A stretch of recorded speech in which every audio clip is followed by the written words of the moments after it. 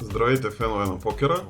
С първия обзор от пролетните серии в PokerStars, които стартираха на 4 май в 6 часа. Първото събитие бе на шестица маса. Българи на самата финална маса нямаше, но близо до нея имаше.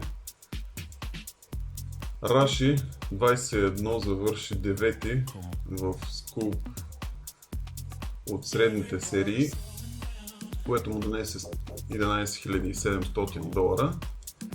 Йордан Петров и компания Миро 6446 и небезизвестния Марин 06, първен Съндей Милен шампион, бяха също близо до финална маса в това първо събитие. Виждате, 24 317 човека взеха участие.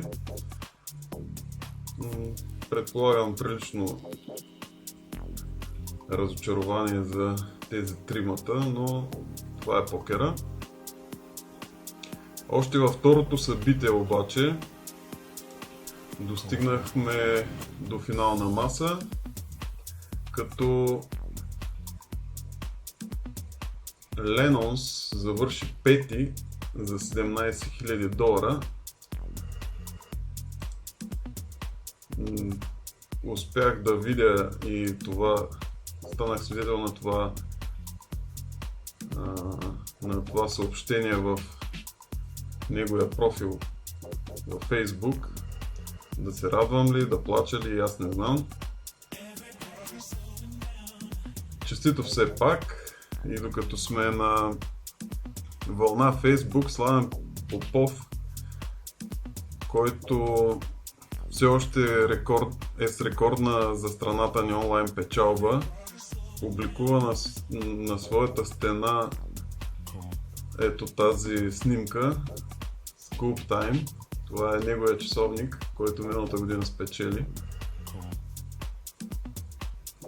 Заедно с поставяйки в същия момент и рекорд за България по големина на онлайн печалба.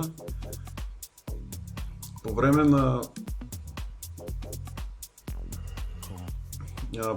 на самата финална маса имаше голям интерес. Ето и кадър от, сега ще ви покажа и кадър от опита, проваления опит за сделка, като точно играча, който го спечели, така провали договорката и един вид се превърна в главния герой за конкретното събитие на вечерта, тъй като провали сделката, след което спечели най-голямата награда, плюс часовника. Тук можем да отбележим няколко интересни момента.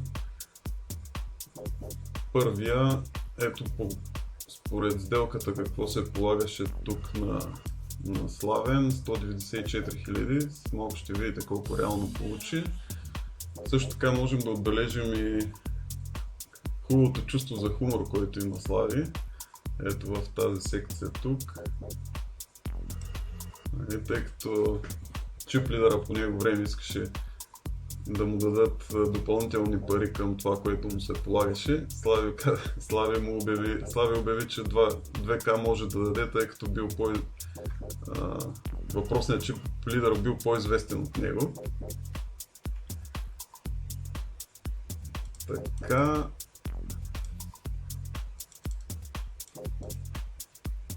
Ето и самото крайно класиране.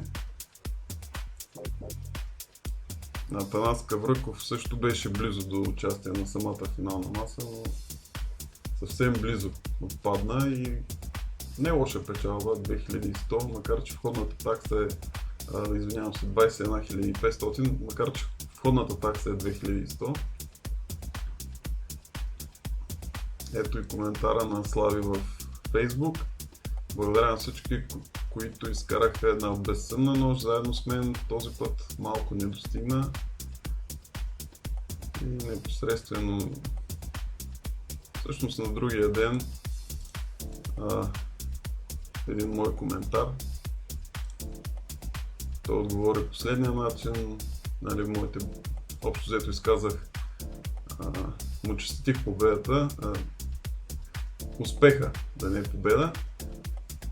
То всъщност на финалната маса нямаше кой знае какви интересни ръце, беше игра на нерви общо взето, което кой ще сбърка и всички бяха доста стабилни. Жалко, че сделката не стана.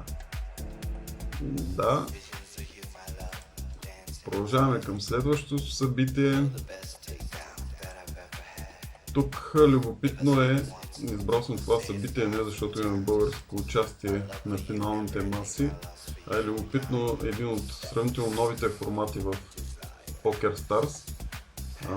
Прогресивен нокаут, супер нокаут всъщност. Обърнете внимание на баунтитата. Какво ли е да има 36 000 $ награда за твоята глава и който те отстрани да я вземе.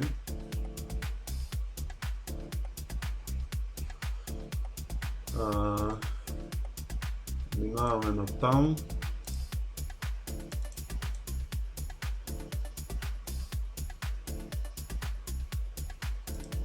И с поредната финална маса.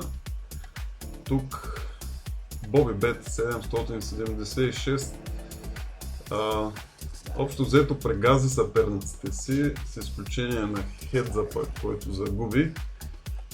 Аз имам така на повторение какво се случи.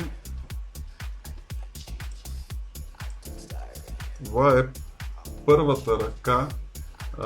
Щеше ми се да кажа до какво отношение на чиповете достигна Боби в един момент. И от тази ръка общо взето нещата тръгнаха на зле за него.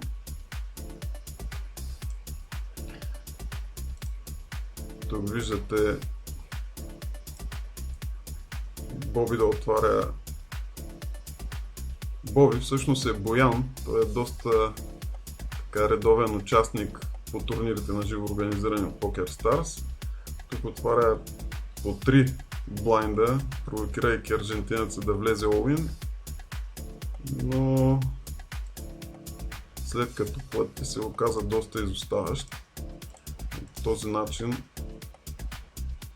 аржентинеца успя да вдигне стак. Няма да превъртам всички ръце, направо ще ви покажа финалната ръка.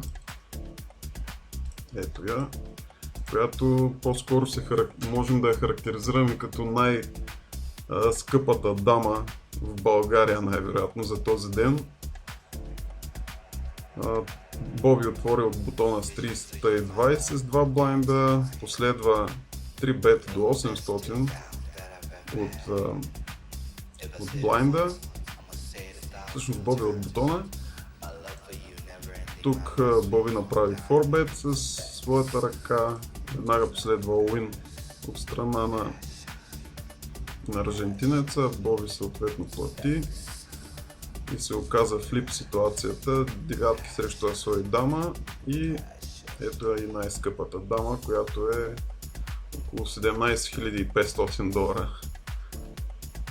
Въпросната дама. Честито все пак на Боби. Продължаваме към един не много популярен формат. Както виждате, едва 311 човека се регистрирали в Fix Limit Бадуги. Тук силна ракия, който е по-скоро стен гол играч, е достигнал до 13-то място. Към следващия формат е така любимия на мозъка. Draw, 5 card draw. Тук,